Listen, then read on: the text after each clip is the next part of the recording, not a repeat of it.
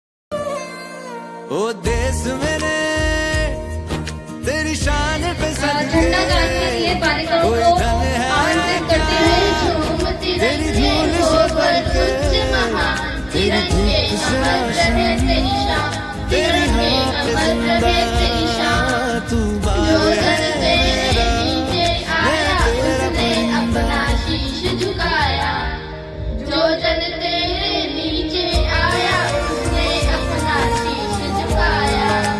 भारतवासी तन मन धन से सदा रहे कुर्बान, तिरंगे अमर रहे तेरी शान, तिरंगे अमर रहे तेरी शान। तेरिया सबको वादा श्वेत करे अब साफ करो मन, ये तेरिया रंग सबको वादा श्वेत करे अब साफ तेरा तिरंगा जीने की इजाजत दे दे, हुक्म शहादत दे दे। भारत में मिलकर रहते हैं हिंदू मुस्लिम ईसाई, हम मनाते हैं मिलजुल कर हम आपस में भाई भाई। My name is Gaurav Nagar. We are going आजादी का नारा। आजादी का नारा अब भी आपको पहुंचाया है। 26 जनवरी का यह दिन अब भी लोग मनाया है। चलो मनाए जश्न तेरे प्यार का एक गाया। तेरी सांसों पे थोड़ा सा वतन का भी यकता, ना देख मुझे यूं मुड़ मुड़ के, तेरा मेरा साथ यहीं तक था। ये तेरी जमीन पर खूब से ही तो सजती संवरती है रांझे, तेरे इश्क की मैं हकदार नहीं, तेरी कदरती है रांझे। तेरी मिट्टी में मिल जावा, गुल बन के मैं खिल जावा, कितनी सी है दिल की आरज़ू।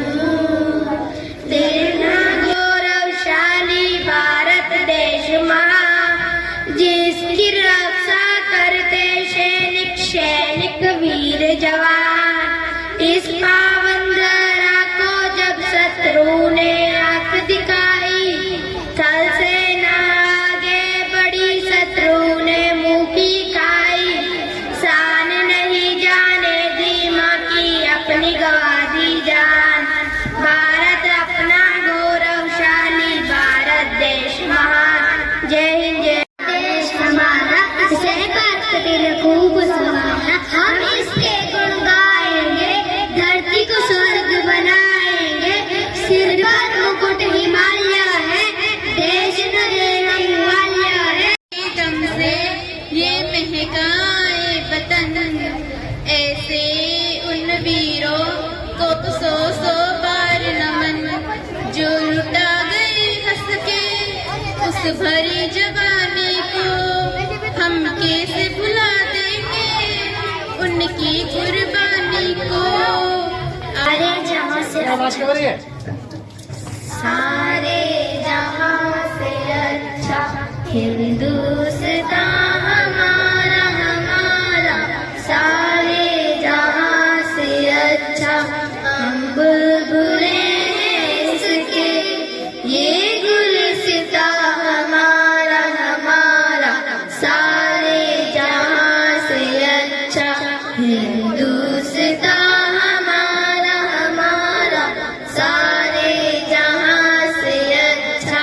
सभी को गणतंत्र दिवस की बहुत बहुत बधाई, शुभकामनाएं।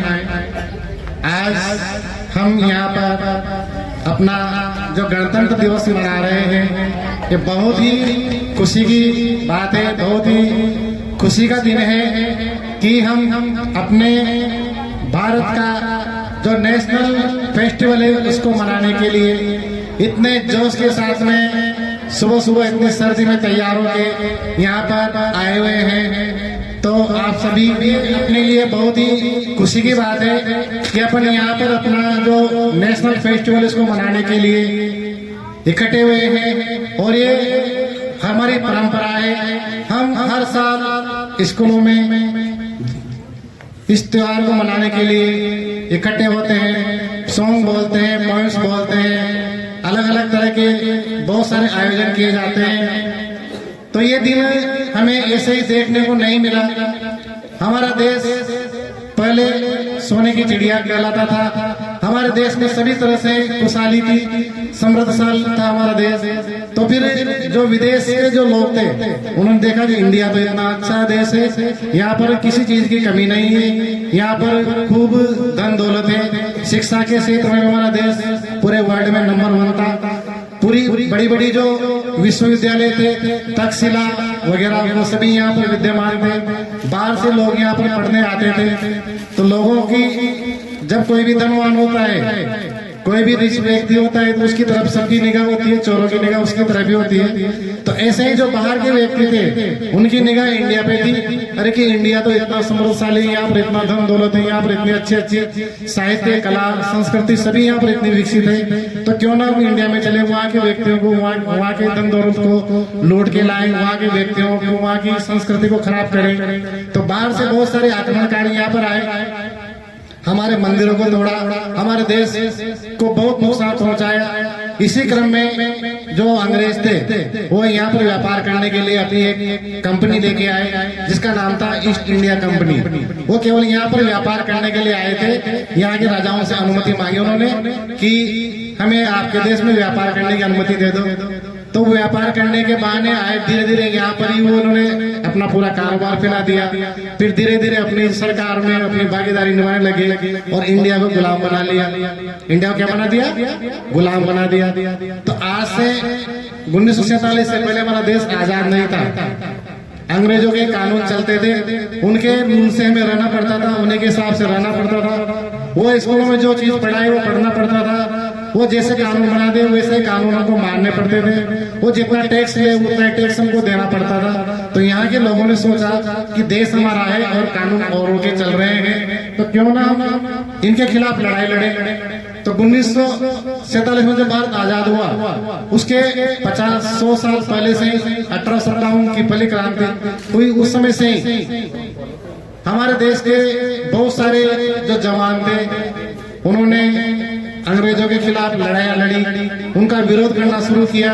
तो उनको कितनी बार जेल में डाला गया, बहुत सारे व्यक्तियों को फांसी चढ़ा दिया गया, बहुत सारी जो औरतें थी वो विधवा हो गई, बहुत सारी माताओं ने अपने बेटे खो दिए। तब जाके हमें ये दिन देखने को मिला और हमारा देश 1947 में आजाद हुआ। अब आजाद होने के बाद में उस देश को चलाने के लिए एक कानून की जरूरत पड़ती है, एक नियम की जरूरत पड़ती है। कहीं भी जाओ आप, चाहे आप सड़क पे चलो, चाहे आप स्कूल में आओ, वहां पर सब जगह के अलग अलग रूल होते हैं। जैसे आप अगर रोड पे जाओगे तो आपको रोड के रूल को पालन करना पड़ेगा, नहीं चलोगे रूल के हिसाब से तो आपका एक्सीडेंट हो जाएगा। उसी प्रकार से स्कूल में आते हैं तो यहाँ के भी कुछ रूल होते हैं, आप मंदिर में जाते हैं वहाँ के कुछ रूल होते हैं। तो उसी प्रकार से इतने बड़े देश को चलाने के लिए रूल की जरूरत पड़ी, कानूनों की जरूरत पड़ी। तो हमारे देश के बहुत सारे जो पढ़े लिखे व्यक्ति थे वो अलग अलग देशों में गए, वहाँ के जो कानून थे उनको लेके आए। तो सभी अलग अलग देशों से कानून लाके हमारी एक कानून की किताब जिसको अपन संविधान बोलते हैं, तो उसमें सभी देशों में जो अच्छी अच्छी बातें थी वहां से लाई गई और हमारा एक संविधान बनाया गया। उस संविधान में सभी चीजें लिखी गई कि लोगों को कैसे कानून का पालन करना है, अपराध करेगा तो उसको क्या सजा मिलेगी, हमारे कर्तव्य क्या है, उसी हिसाब से हमारा देश चल रहा है। फिर समय समय पर अगर किसी कानून को बदलने की जरूरत पड़ती है तो संविधान में संशोधन करके कानून भी बदला जाता है ताकि हमारा देश और अच्छा आगे बढ़े। कोई कानून बुरा है तो उसको हटा के वो उसको अच्छा किया जाता है। इस प्रकार से हमारे देश की व्यवस्था चल रही है। तो हम सभी का ये कर्तव्य है कि हमें जो इतनी अच्छी आजादी के रूप में इतना अच्छा उपहार मिला है, जो उन बलिदानों ने, स्वतंत्रता सेनानियों ने, जो आपके सामने भी लगे हुए हैं, देखो यहाँ पर, इन सब ने मेहनत कर करके हमें इतना अच्छी जो चीज दी है, गिफ्ट दिए, उसको और अच्छा बनाए, हमारे देश को और अच्छा बनाए। अब अच्छा बनाने के लिए क्या करना पड़ेगा आप लोगों को? आप अभी स्टूडेंट हो तो आपको अच्छी पढ़ाई करके अच्छे पदों पे जाना है, हमारे देश के लिए अच्छा काम करना है। आप जो भी बनो, कोई आप नेता बनो, कलेक्टर बनो, डॉक्टर बनो, अपने फर्ज को अच्छे से निभाना है आप लोगों को। अगर आप नेता भी बनते हो तो नेतागिरी ईमानदारी से करो, देश के लोगों के लिए काम करो। अगर आप कोई अधिकारी बन जाते हो, डॉक्टर बन जाते हो, तो लोगों की सेवा करो, फ्री में इलाज करो। आप जो भी काम करते हो उस काम को अपनी ईमानदारी से करो। यही अपना सबसे बड़ा धर्म होता है। धर्म का मतलब यह होता है कि हम हमारा जो काम है उस काम को पूरी ईमानदारी से करें। धर्म का मतलब लोगों ने गलत निकाल लिया है, हिंदू धर्म, मुस्लिम धर्म, सिख धर्म। धर्म ये नहीं है, वो हमारी आस्था है केवल। धर्म का मतलब होता है कि हम अपने काम को पूरी ईमानदारी से करें। जैसे एक टीचर का धर्म क्या होता है कि वो स्कूल में आता है तो उसका धर्म यही है कि वो अपने बच्चों को जितना अच्छा पढ़ा पाए उतना अच्छा पढ़ाए। एक सिपाही का क्या धर्म है कि वो अपने ड्यूटी को अच्छे से निभाए। तो एक स्टूडेंट का क्या धर्म है कि वह अपनी पढ़ाई में पूरा मन लगाकर अपने धर्म का पालन करे। तो धर्म की व्याख्या यही है मेरे हिसाब से कि हम अपने काम को पूरी ईमानदारी से करें। बस अपन यही सोच लें कि हम अपने काम को ईमानदारी से करेंगे, जिसमें हमारा देश बहुत आगे बढ़ जाएगा, बहुत खुशहाल हो जाएगा। तो हम सबकी यही जिम्मेदारी है, अपने देश को हम आगे बढ़ाएं, पूरे रूल का पालन करें, अनुशासन में रहें। कहीं भी जाओ आप अनुशासन में रहो। अनुशासन में रहोगे तो आपका परिवार का भी नाम होगा, हमारे देश का भी नाम होगा। जब आप यहाँ अपने गांव को छोड़ के कहीं बाहर जाते हो और वहाँ अनुशासन का पालन करते हो तो आपके गांव का नाम होता है। और जब आप अपने देश को छोड़ के विदेश में जाते हैं तो वहाँ फिर अपने इंडिया का नाम होता है कि देखो भारतीय लोग हैं, भारत से आए कितने अच्छे। इस प्रकार से हम कहीं भी जाते, आप कहीं भी जाओ तो आप जो व्यवहार करोगे उससे आपके पेरेंट्स का नाम होगा। मैं आपसे कितनी बार कहता हूँ कि आप अपने पेरेंट्स के आइडेंटिटी कार्ड हो। क्या हो अपने पेरेंट्स के? आप आइडेंटिटी कार्ड कहाँ लटकाते हैं बताओ? आइडेंटिटी कार्ड कहाँ लटकाते हैं बताओ ना? गले में। उसमें क्या लिखा रहता है? आपका नाम रहता है, उसमें आपका पता रहता है। तो अब आप कहीं भी जाओगे और आप जैसा व्यवहार कर रहे हो तो आपको जाना जाएगा किनका लड़का है। आप गलियों में इधर घूम रहे हो फालतू आवारा के जैसे, तो आपके लिए कहा जाएगा किनका बच्चा है यार, रोजाना इधर घूमता है, इसका कोई काम धाम नहीं है। कहा जाएगा नहीं कहा जाएगा बताओ? और आप अच्छा पढ़ाई करके अच्छा नाम रोशन कर रहे हो, आपकी अच्छी परसेंटेज बन रही है, आपका बोर्ड पे नाम लग गया, कमरे पे नाम लगा हुआ है 95%, कहेंगे अरे किसका बच्चा है, कितना अच्छा पढ़ाई करता है। तो हम अपने काम से, आइडेंटिटी कार्ड हमारा यही है। हम इधर उधर घूमेंगे वो आइडेंटिटी कार्ड नहीं है, हमारा व्यवहार हमारा क्या है? Identity card. उसी से आपके माता पिता की पहचान बनेगी। तुम ऐसे काम करो जिससे तुम्हारे माता पिता का भी नाम हो, अपने देश का भी नाम हो। और इसी बात को लेकर आज आप यहाँ से जाओ कि हम कुछ न कुछ सीखें, अपने देश के लिए कुछ अच्छा काम करें। अभी आप छोटे बच्चे हो और आपको आगे जाके इस देश को संभालना है। जवाहरलाल नेहरू जो हमारे प्रधानमंत्री थे, वो बच्चों को भारत का भविष्य मानते थे, बच्चों से बहुत प्यार करते थे। इसलिए उनके जन्मदिन को अपन चिल्ड्रन डे के रूप में मनाते हैं 14 नवंबर को, बाल दिवस के रूप में। तो जो बच्चे हैं अगर इनको सही शिक्षा दे दी जाए, इनके मन में सही बातें बिठा दी जाए तो अपना देश बहुत आगे बढ़ जाएगा।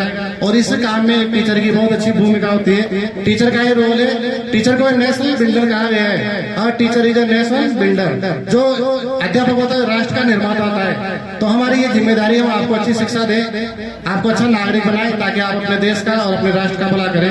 तो भी आए हम परेड करने, परेड वाली जगह पे आसमां से तेरा तिरंगा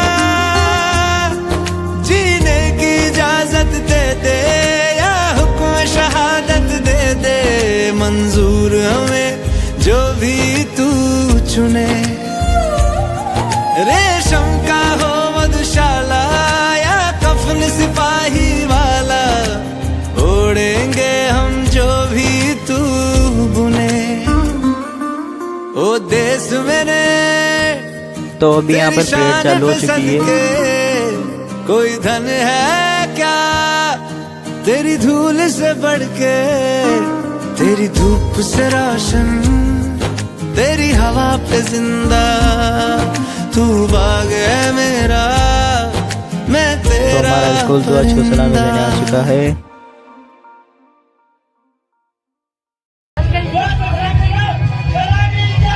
दूसरा दल लिटिल स्टार स्कूल तिरंगे को सलामी देता हुआ लिटिल स्टार स्कूल आया।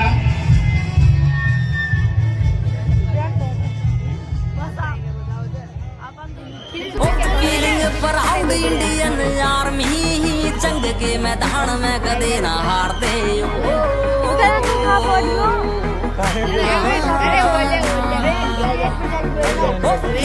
प्राउड इंडियन आर्मी, जंग के मैदान में कदे ना हारते। साढ़े पीठ पछे वार कायरा का काम से सिक्की माथे के बचाए नाचते।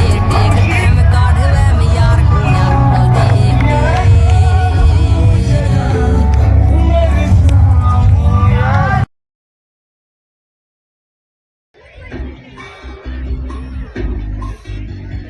कसके जूता कसके बेल्ट, हाउस के अंदर अपनी शर्ट, मंजिल को चली सवारी, कंधों पे जिम्मेदारी।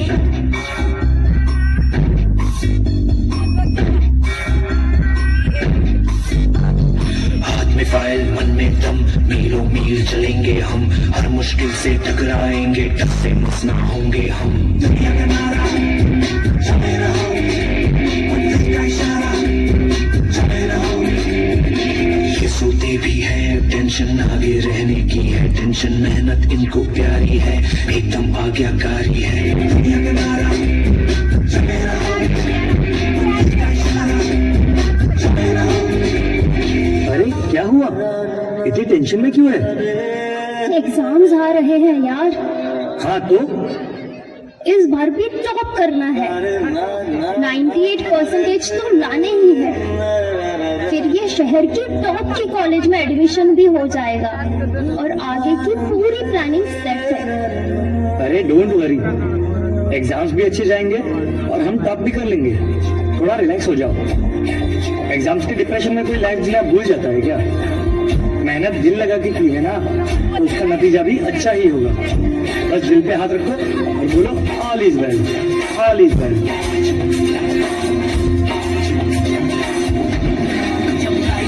आउट ऑफ कंट्रोल, ऑटो को करके गोल, ऑटो को करके गोल, सीटी पर जाके बोल। Life out of control, auto को करके गोल, ऑटो को करके गोल, सीटी पर जाके बोल।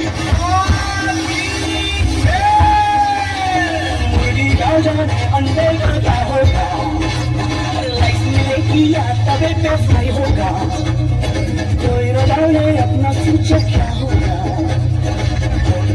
सीढ़ी बजा के बोल भैया, भैया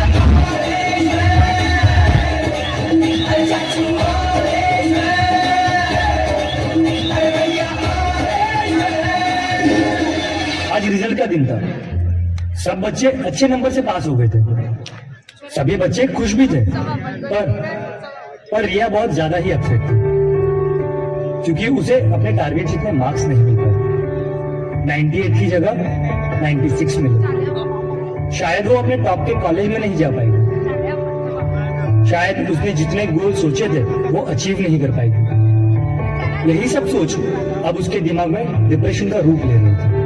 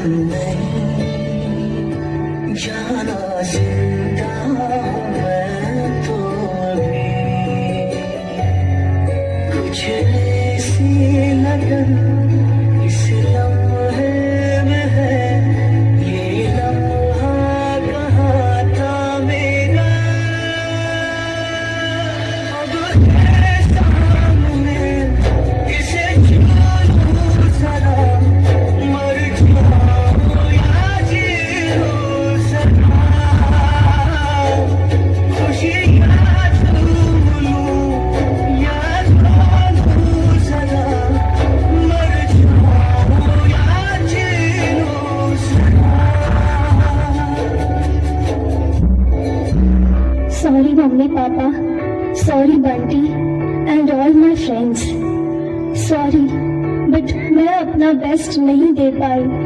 आई नो सबको मुझसे बहुत उम्मीद थी कि मैं 98% लेकर आऊंगी, जैसे सबको चाहिए था ना, वो topper of the town and top की कॉलेज। वो सब मैं अचीव नहीं कर पाई। मुझ में अब सबको फेस करने की हिम्मत नहीं है। इस दुनिया में ना तो कुछ मुश्किल होता है, ना ही आसान होता है। सारा खेल मानने का है। जो मानता है कि उसके लिए मुश्किल है, तो उसके लिए मुश्किल है। और जो मान लेता है कि मेरे लिए आसान है,